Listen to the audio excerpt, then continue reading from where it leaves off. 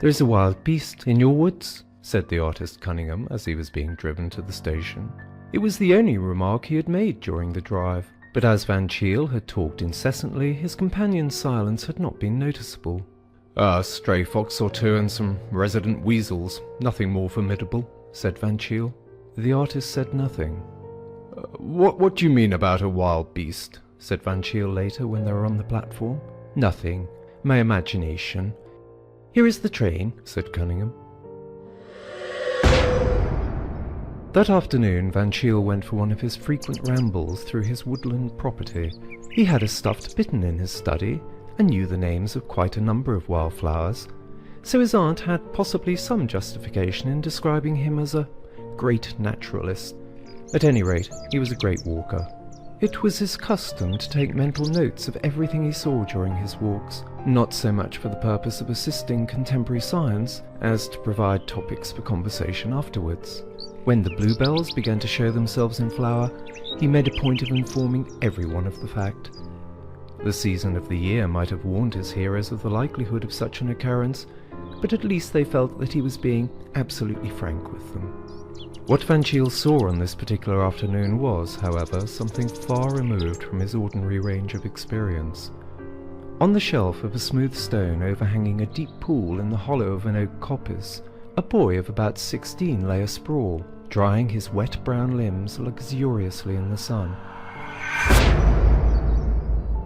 His wet hair, parted by a recent dive, lay close to his head, and his light brown eyes, so light there was almost a tigerish gleam in them, were turned towards Van Cheele with a certain lazy watchfulness. It was an unexpected apparition, and Van Cheele found himself engaged in the novel process of thinking before he spoke. Where on earth could this wild-looking boy hail from? The miller's wife had lost a child some 2 months ago, supposed to have been swept away by the mill race, but that had been a mere baby, not a half-grown lad. "What are you doing there?" he demanded. "Obviously, sunning myself," replied the boy. "Where do you live?" "Here, in the woods." "You can't live in the woods," said Van Cheele. "They are very nice woods," said the boy with a touch of patronage in his voice. "But where do you sleep at night?" "I don't sleep at night. That's my busiest time." Van Cheele began to have an irritated feeling that he was grappling with a problem that was eluding him. "What do you feed on?" he asked. "Flesh." He pronounced the word with slow relish, as though he were tasting it. "Flesh? What flesh?" "Since it interests you, rabbits, wildfowl, hares, poultry, lambs in the season, children when I can get any. They're usually too well locked in at night when I do most of my hunting. It's quite 2 months since I tasted child flesh." Ignoring the chafing nature of the last remark, Van Cheele tried to draw the boy on the subject of possible poaching operations. "You're talking rather through your hat when you speak of feeding on hares." Considering the nature of the boy's toilet, the simile was hardly an apt one. "Our hillside hares aren't easily caught." "At night, I hunt on 4 feet," was the somewhat cryptic response. "I suppose you mean you hunt with a dog," hazarded Van Cheele. The boy rolled slowly over onto his back and laughed a weird, low laugh. That was pleasantly like a chuckle and disagreeably like a snarl. "I don't fancy any dog would be very anxious for my company, especially at night." Van Cheele began to feel that there was something positively uncanny about the strange-eyed, strange-tongued youngster. "I can't have you staying in these woods," he declared authoritatively. "I fancy you'd rather have me here than in your house," said the boy. The prospect of this wild and nude animal in Van Cheele's primly ordered house was certainly an alarming one. "If you don't go, I shall have to make you," said Van Cheele.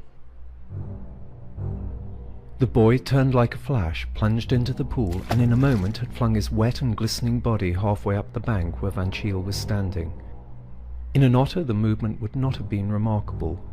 In a boy, Van Cheele found it sufficiently startling.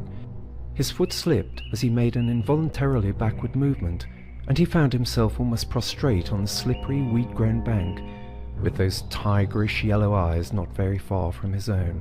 Almost instinctively he half raised his hand to his throat. The boy laughed again.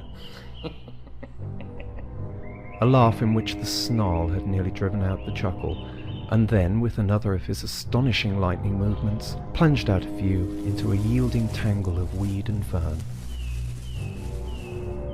"What an extraordinary wild animal," said Van Cheele as he picked himself up, and then he recalled Cunningham's remark. "There is a wild beast in your woods." Walking slowly homeward, Van Cheele began to turn over in his mind various local occurrences which might be traceable to the existence of this astonishing young savage. Something had been thinning the game in the woods lately.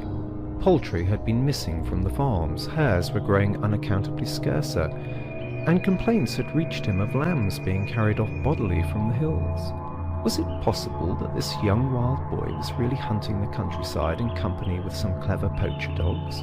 He had spoken of hunting 4-footed by night, but then again he had hinted strangely at no dog caring to come near him, especially at night.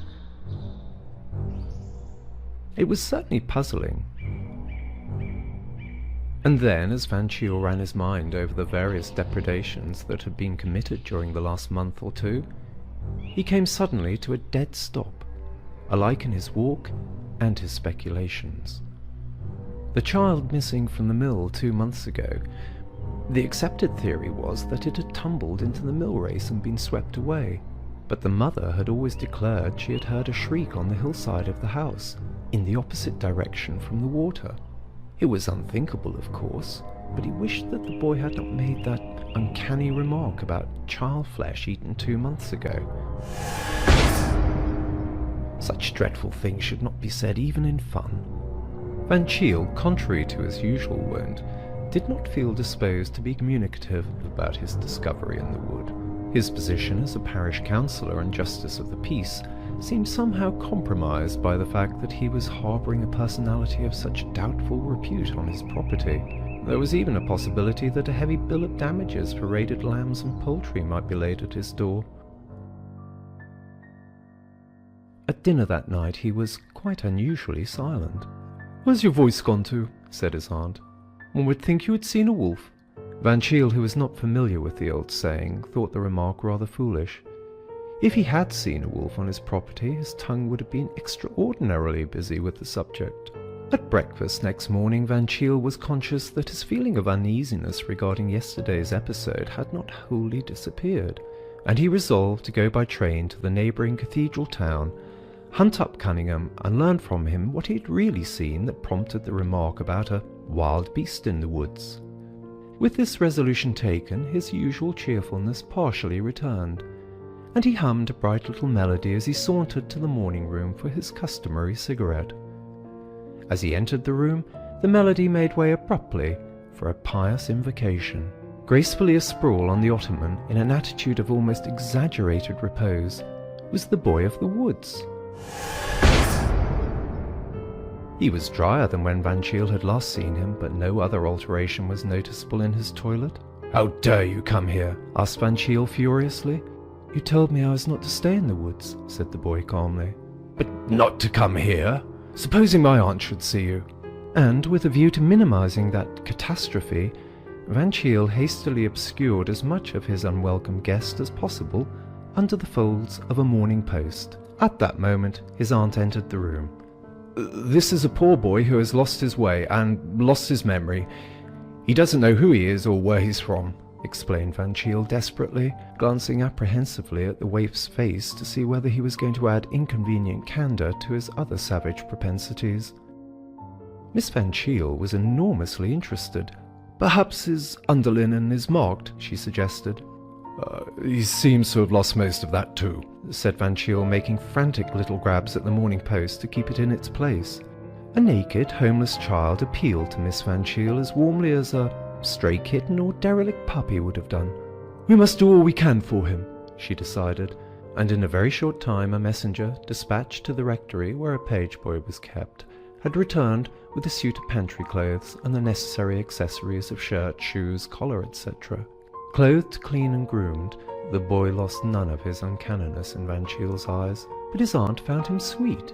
"We must call him something, till we know who he really is," she said. Gabriel-Ernest, I think. Those are nice, suitable names. Van Cheele agreed, but he privately doubted whether they were being grafted onto a nice, suitable child. His misgivings were not diminished by the fact that his staid and elderly spaniel had bolted out of the house at the first incoming of the boy, and now obstinately remained shivering and yapping at the farther end of the orchard, while the canary, usually as vocally industrious as Van Cheele himself, had put itself on an allowance of frightened cheeps. More than ever he was resolved to consult Cunningham without loss of time. As he drove off to the station, his aunt was arranging that Gabriel-Ernest should help her to entertain the infant members of her Sunday school class at tea that afternoon. Cunningham was not at first disposed to be communicative. "My mother died of some brain trouble," he explained, "so you will understand why I am averse to dwelling on anything of an impossibly fantastic nature that I may see, or think that I may have seen." "But what did you see?" persisted Van Cheele. "What I thought I saw was something so extraordinary that no really sane man could dignify it with the credit of having actually happened. I was standing, the last evening I was with you, half hidden in the hedge growth by the orchard gate, watching the dying glow of the sunset. Suddenly I became aware of a naked boy, a bather from some neighbouring pool I took him to be, who was standing out on the bare hillside, also watching the sunset. His pose was so suggestive of some wild faun of pagan myth that I instantly wanted to engage him as a model, and in another moment I think I should have hailed him. But just then the sun dipped out of view, and all the orange and pink slid out of the landscape, leaving it cold and grey. And at the same moment an astonishing thing happened. The boy vanished too." "What, vanished into nothing?" asked Van Cheele excitedly. "No, that is the dreadful part of it," answered the artist. "On the open hillside where the boy had been standing a second ago stood a large wolf, blackish in colour, with gleaming fangs and cruel yellow eyes. You may think—" But Van Cheele did not stop for anything as futile as thought. Already he was tearing at top speed towards the station. He dismissed the idea of a telegram. "Gabriel-Ernest is a werewolf," was a hopelessly inadequate effort at conveying the situation, and his aunt would think it a code message to which he had omitted to give her the key. His one hope was that he might reach home before sundown. The cab, which he chartered at the other end of the railway journey, bore him with what seemed exasperating slowness along the country roads, which were pink and mauve with the flush of the sinking sun. His aunt was putting away some unfinished jams and cake when he arrived. "Where is Gabriel-Ernest?" he almost screamed. "He was taking the little Toop child home," said his aunt. "It was getting late, so I thought it wasn't safe to let it go back alone. What a lovely sunset, isn't it?" But Van Cheele, although not oblivious of the glow in the western sky, did not stay to discuss its beauties. At a speed for which he was scarcely geared, he raced along the narrow lane that led to the home of the Toops. On one side ran the swift current of the mill stream. On the other rose the stretch of bare hillside. A dwindling rim of red sun showed still on the skyline, and the next turning must bring him in view of the ill-assorted couple he was pursuing. Then the colour went suddenly out of things, and a grey light settled itself with a quick shiver over the landscape. Van Cheele heard a shrill wail of fear, and stopped running. Nothing was ever seen again of the Toop child, or Gabriel-Ernest, but the latter's discarded garments were found lying in the road, so it was assumed that the child had fallen into the water, and that the boy had stripped and jumped in a vain endeavour to save it. Van Cheele and some workmen who were nearby at the time testified to having heard a child scream loudly just near the spot where the clothes were found. Mrs. Toop, who had 11 other children, was decently resigned to her bereavement, but Miss Van Cheele sincerely mourned her lost foundling. It was on her initiative that a memorial brass was put up in the parish church to Gabriel-Ernest, an unknown boy who bravely sacrificed his life for another. Van Cheele gave way to his aunt in most things, but he flatly refused to subscribe to the Gabriel-Ernest Memorial.